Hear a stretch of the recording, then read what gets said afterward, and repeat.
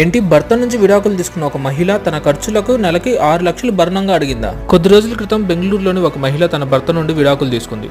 తన ఖర్చులకు నెలకు 50,000 భర్త భరణంగా ఇస్తున్నాడు. తనకు 50,000 సరిపోవట్లేదని కనీసం నెలకు 6 లక్షల వరకు భరణంగా కావాలని తన భర్త మీద కోర్టులో కేసు వేసింది ఆ భార్య. ఈ విషయం తెలుసుకుని షాక్ అయిన బెంగళూరు హైకోర్టు జడ్జి అయిన లలిత కన్నెగంట గారు ఒక సింగిల్ ఉమెన్ కి నెల ఖర్చుకి 6 లక్షలు ఎందుకు అవుతుందని క్వశ్చన్ వేశారు. మంత్లీ ఫుడ్ కి 50,000, షాపింగ్ కి 1,00,000, అలాగే తన నీ ట్రీట్మెంట్ కి 4 లక్షల వరకు అవుతాయని ఆ భార్య తరపు లాయర్ మెన్షన్ చేశారు.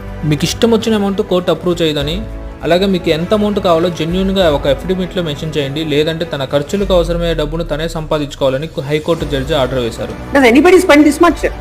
A single lady for herself? Oh, if she wants to spend, let her earn. Not on the husband.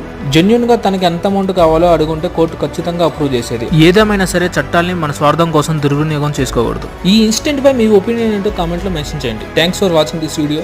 జై హింద్.